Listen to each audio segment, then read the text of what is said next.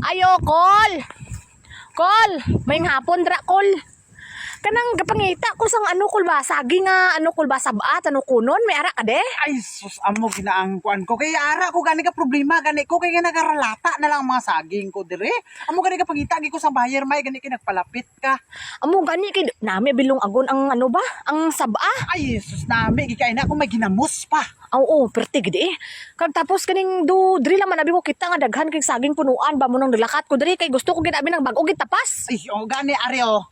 Areo, hindi ka gusto tong natapas na daan. Oo, to gusto ko tong tapson pa lang gid ba kay prado pirisko gid ba. Ay, amo na. Swerte, gika kayo kay may ara ko trapson, Areo.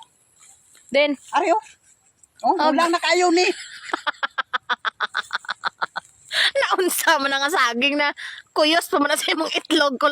Ay, hindi ko pagkadlawe ang mga tinanom ko kay hinaguan ko na. Pila pa na akong katuig bago may pahimusla ni anaon mo.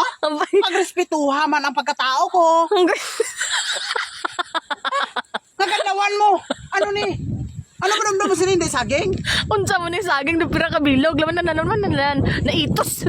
Ay, hindi na ka magsiling na itos eh. Bala ba na itos, hindi na. Kung magpalit ka, putlon ko ni dayon. Pero kung hindi ka mapalit, ano no more. Kung kung pangita dito sa lain nga presko pa sini.